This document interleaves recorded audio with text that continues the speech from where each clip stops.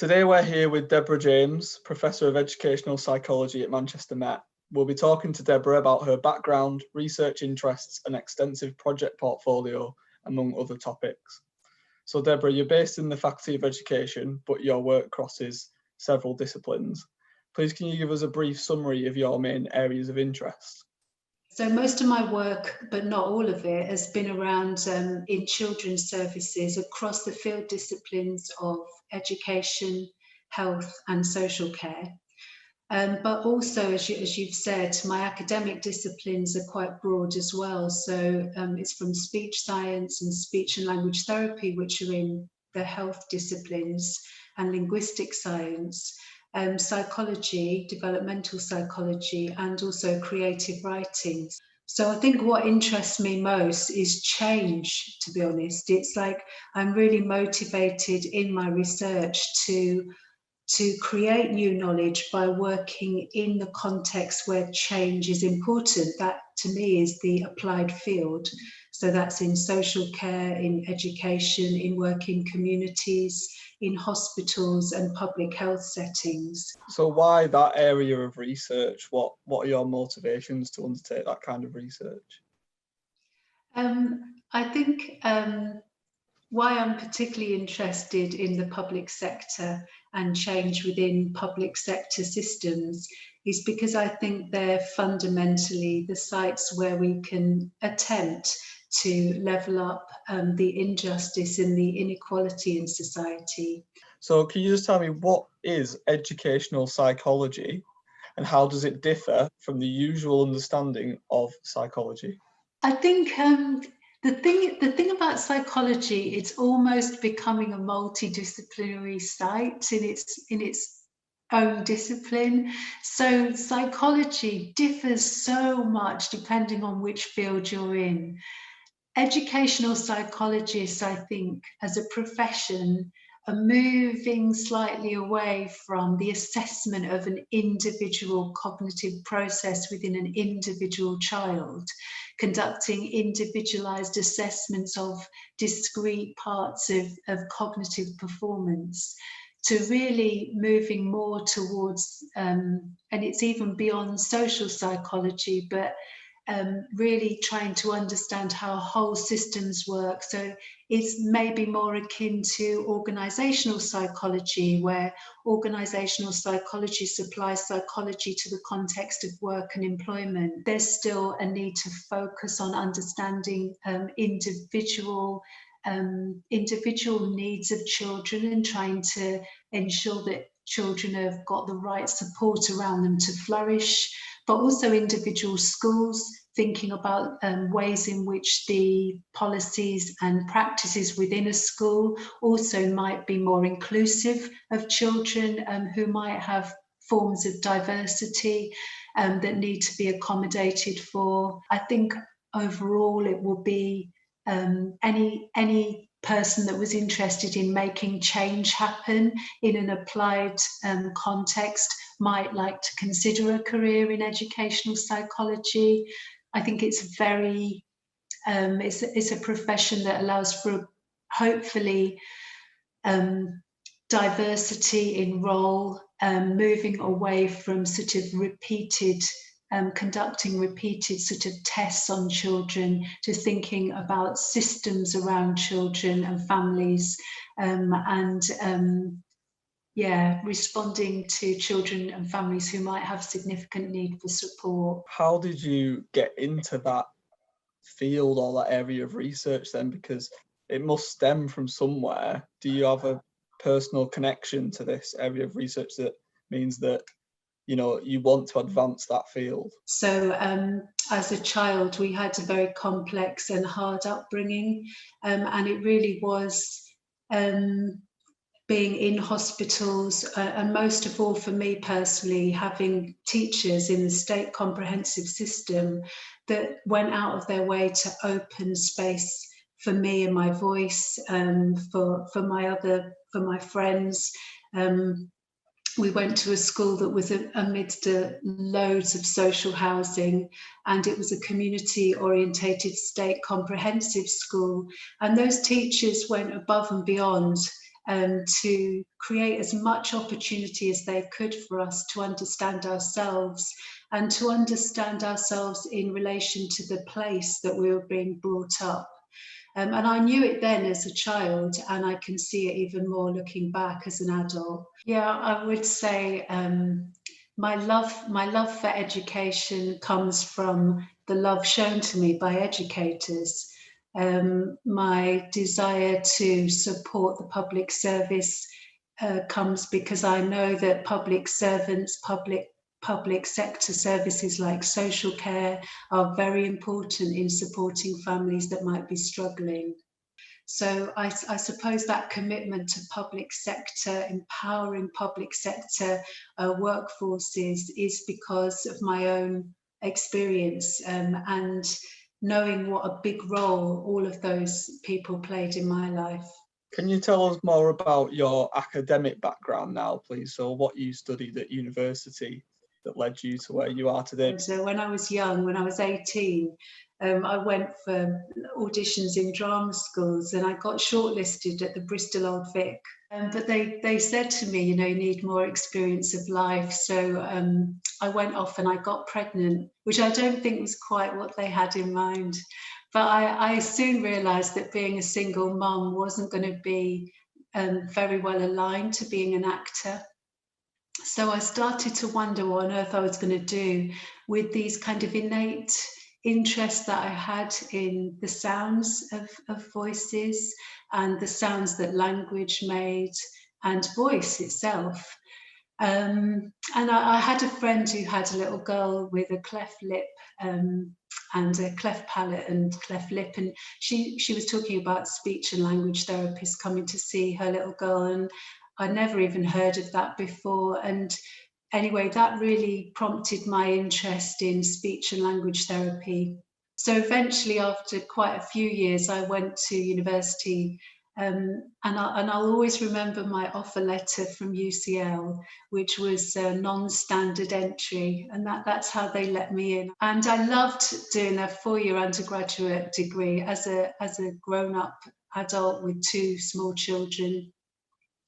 Really loved learning, which I kind of didn't know about myself. So I loved that, and I became particularly interested in the context of deafness.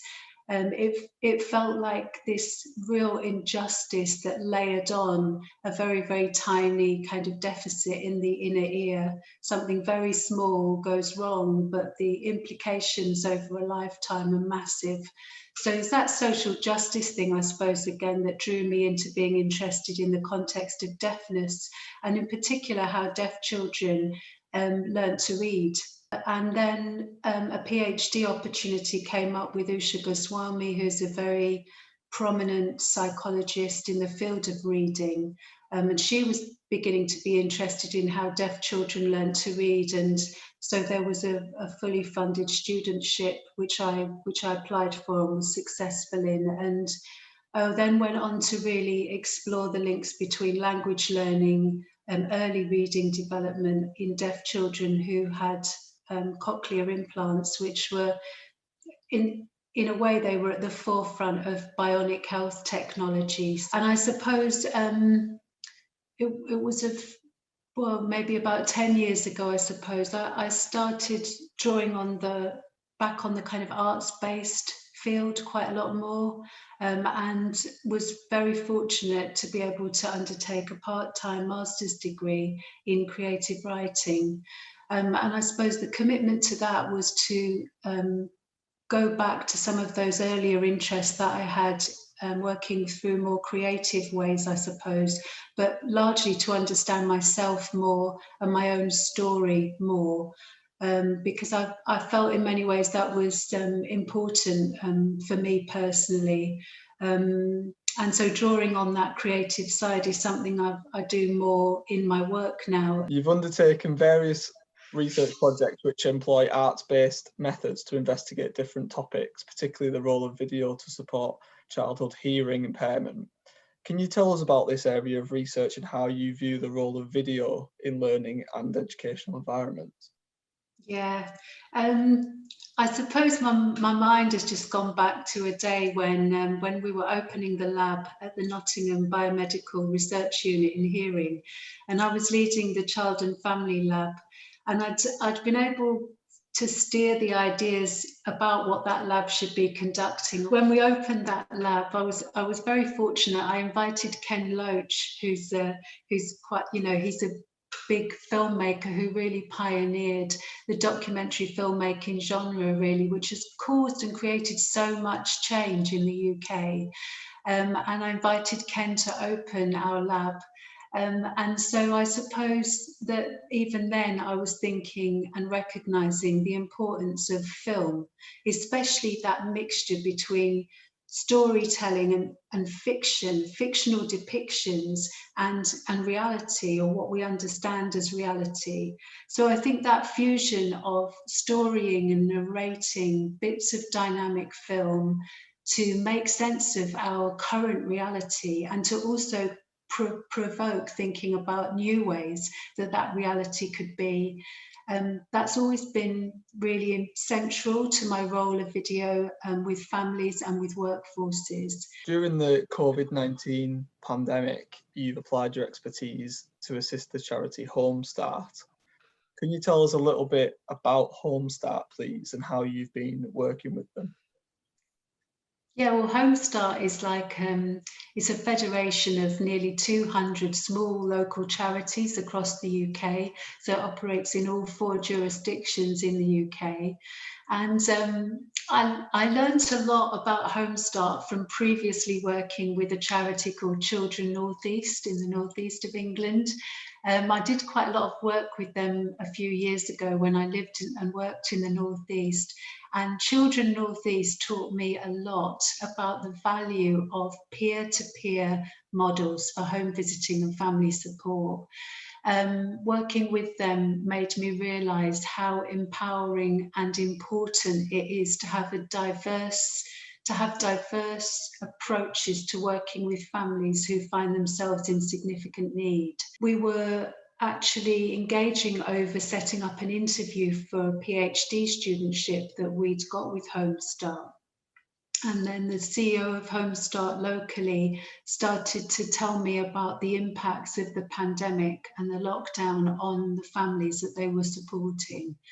And I think that I couldn't fail but to listen to the stories that were coming out of Home Start, of the families' real needs for basic things like food and nappies and formula milk.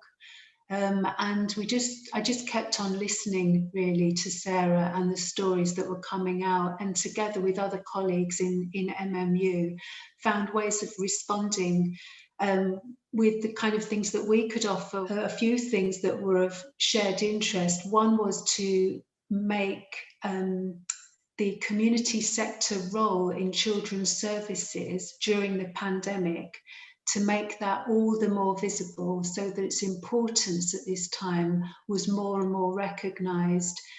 Because I think in the pandemic there is a danger that the community and voluntary sector become overlooked and underfunded. And then more recently, we just finished an ESRC Festival of Science with Home Start to ask the question, what makes a good digital home visit? When you're talking about a digital home visit, it's basically about adapting the support that's available to families in the pandemic, because they can't visit people in their home safely at the minute. Yeah, that's right. We really highlighted both the interactions in the digital context that are supportive for families, but also the way that services themselves and the workforce themselves, the volunteers and the coordinators of community services, the ways that they need to be supported behind the scenes in order to enact the values of that peer-to-peer model over digital delivery. And so when the pandemic comes along and we're all doing things like this over the phone and over Zoom and Teams, I think really reconsidering and renewing commitment to the values of the work, not just doing the work, because it's the value, it's the model that's of real worth. And the digital thing has come in, and it threatens to kind of knock the values out, so that it just becomes being a good supporter over the phone or a good supporter on Zoom. It needs to extend into the philosophy underneath the practice, not just the in-moment practice, but how that connects to the deeper philosophy. So Deborah, I want to move on to a different area of research that you've been working on in the past. So can you tell us a bit more about your work at the Grenfell Support Service, please? Yes. The work at Grenfell taught me a lot. We came to that work through a colleague of mine who is a social work academic at Northumbria University, and we approached the work at Grenfell Support Service, offering a narrative supervision approach to the workers who were working with the residents and survivors of the Grenfell fire, to be that what's called the backroom function, or supporting the workers in supervision so that they could continue to do their work well and stay well during their work. I learned a lot about the role of team-based reflective supervision, and the role of witnessing stories and narratives from practice, and how to set up team-based supervision for workers to witness each other's stories. And so that work was really deeply rooted in narrative therapeutic techniques, which my colleague Helmut brought with him from South Africa. And the work itself, I think, was very effective in that the role of emotion, emotional literacy, and the role of emotion in supporting the quality of practice was really raised for the people that commissioned that work, and I think they've shaped some of their actual approaches to management as a result of the work that we undertook. Just want to move on to another one of the projects that you've worked on as well now. So as part of your work into early years education, you've collaborated on the Greater Manchester Pathways to Talking project. So I know that you've worked with one of our professors, Professor Julie Marshall, on this project, which is funded by the Department of Education and actually totals £1.5 million in funding. Can you tell us a little bit about the project in just an overview of what that is, what it aims to do, and also yours and Julie's role in that, please? Yeah, sure. So the Department for Education, I can't remember how much their total fund was, but they had an early outcomes fund that was particularly for local authorities to implement and scale up a kind of system for children who needed extra support with speech, language and communication.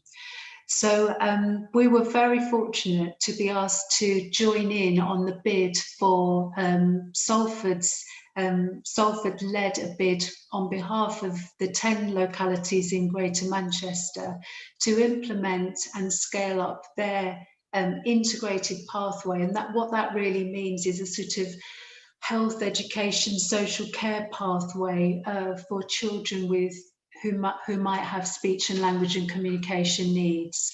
And what we did was really collaborate with those locality leaders in each of those local authorities to support them to develop an implementation plan and prioritise the areas in their local system that maybe needed more involvement from community partners, more involvement from health colleagues, hopefully more involvement from families and communities themselves into the work. And then I also provided some consultancy to the project, which was separate to the evaluation work, which was to deliver leadership coaching for all of those locality leaders across GMCA. So for me, for me, the work on the Pathways to Talking was about enabling those local leaders who are the experts in the background and the histories of the services in their places,